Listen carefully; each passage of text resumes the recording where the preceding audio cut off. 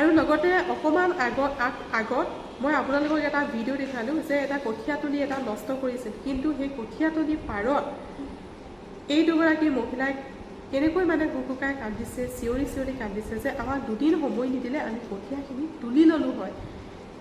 এই যে অমানৱীয় উচ্ছেদ খেতিৰ সময়ত আপুনি এগৰাকী যুৱতীয়ে অনুৰোধ কৰিছে যে কঠীয়াখিনি উঠাই ল'বলৈ দিয়ক। কঠীয়াখিনি গাঁৱৰ মানুহৰ কঠীয়াৰ প্ৰতি যিটো আশা, সেই আশাৰ কঠীয়া আপোনালোকে বুলডেজাৰ চলাই আপোনালোকে ভাঙি পেলাইছে। বৰ ইয়াৰ পাপ লাগিব মুখ্যমন্ত্ৰী মহোদয়। মানুহক আপুনি পেটে মাৰিছে, আপুনি পেটে ভাতে মানুহক কেতিয়াও মাৰিব নাপায়। আপোনালোকৰ যিসকলৰ সা সম্পত্তি আছে, মন্ত্ৰীয়ে একেদিনাই 30-40 বিঘা মাটি ক্ৰয় কৰে, আপোনালোকে মন্ত্ৰীসকলক ৰাজ সাহায্য দিয়ে, আৰু অসমৰ দুখীয়া মানুহৰ খেতি কৰা মানুহক আপোনালোকে ফচল কৰিবলৈ বছৰটোৰ কাৰণে নিজৰ ধানখিনি গোটাবৰ কাৰণে আপোনালোকে খেতি কৰা মাটিখিনি আপোনালোকে খেতি কৰিব নিদিয়ে।